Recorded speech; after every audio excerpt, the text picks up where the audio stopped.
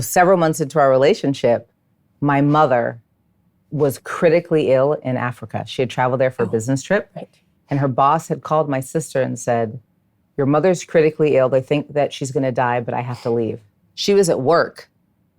And I literally got on the phone, booked my ticket, and while I was going to the airport, called her and said, my mom is sick. I have to go take care of her. I need you to take care of the kids. I don't know when I'm coming back. So talk about jumping right into the fire. And I was there for 3.5 weeks. Yes, you were.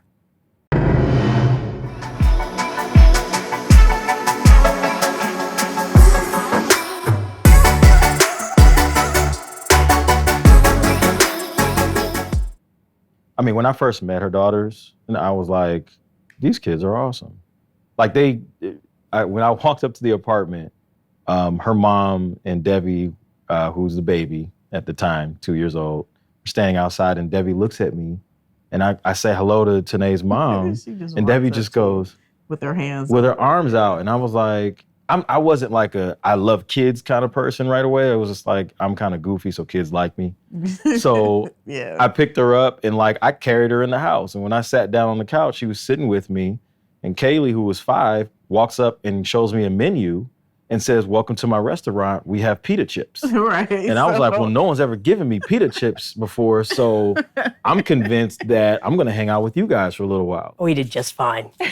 But my response to you was go, take as long as you want, don't worry about it, we got this, do what you need to do. And so, of course, I felt very comfortable going, but it was a trial by fire, but it was also good because without me in the picture, it allowed them to establish relationships without me in a way that wouldn't have happened if I had been there the whole time, sort of watching. And I remember coming home and they're going, where's Mama? I was like, so let me tell you what happened. I said, Mama is fine. She's on her way to Africa. What do you mean? Where's she coming back? We really don't know when she's coming back.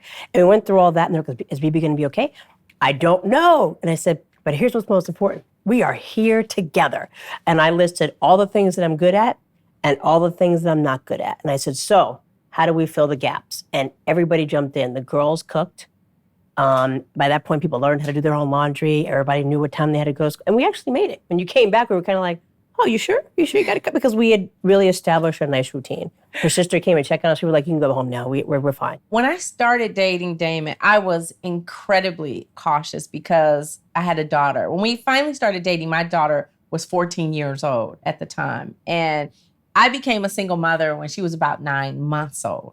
So from 9 months to 14, I was not in one single serious relationship. I dated guys and met men, and I felt like they weren't worthy. They weren't worthy of stepfather material. They weren't worthy of husband material. I didn't think they would be good examples for her. So she just never met anyone. So when Damon came around, like he was just so different. I mean, he was just everything I wanted. I had to think about this because being involved with someone who already has children, that's a lot to take on. Yeah. And I had to consider their emotional state and how this was all going to work logistically. So, I mean, honestly, I went home, I prayed on it. I talked to my mom and my sister about it, those are my first 2 consults for everything. Talked to some of my boys, and, I was up for the idea. Like, I was open for the idea at that point. I was like, you know what? I can do this. I can do this. I can co-parent, and I can date her, and eventually I want her to be my wife. And so I had already started thinking about that. Right. Maybe spring of 2012.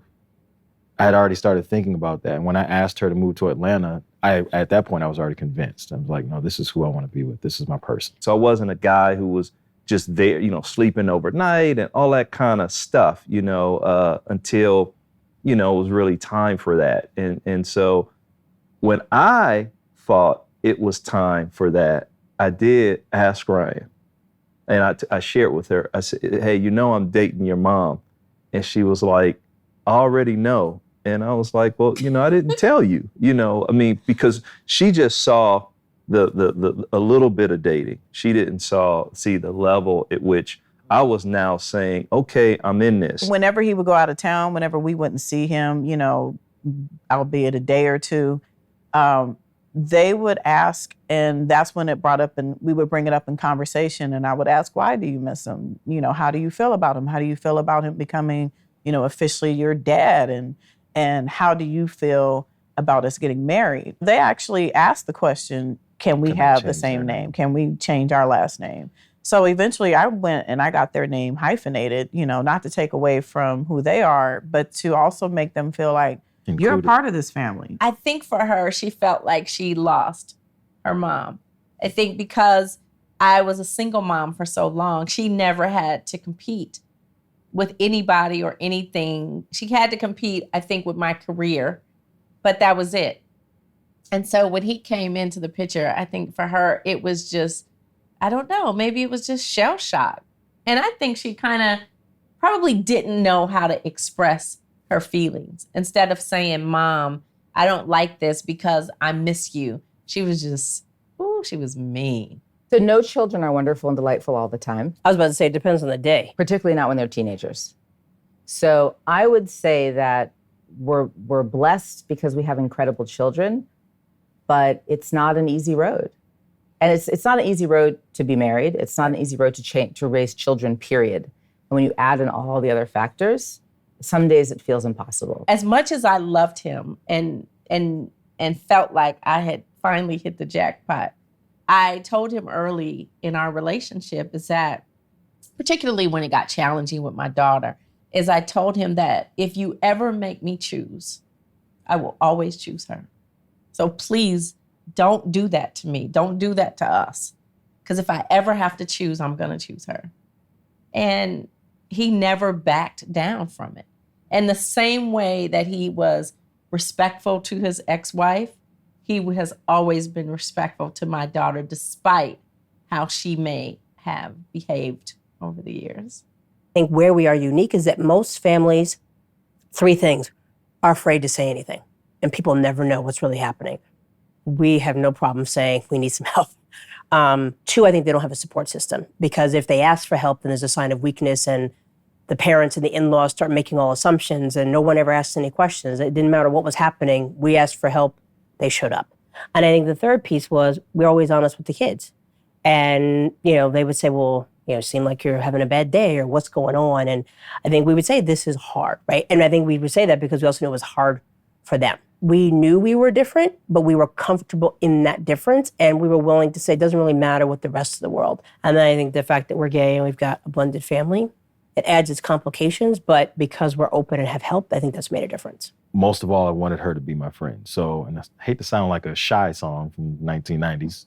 If I ever fall in love But again. that would be so you, Slow Jams. I'm a hopeless romantic. I've always been Always that have way. been. And so I guess you could say it just kind of fit in with everything that I had been believing for years and years, is I'm going to find this woman and she's going to be my wife and we're going to live happily ever after. And here we are.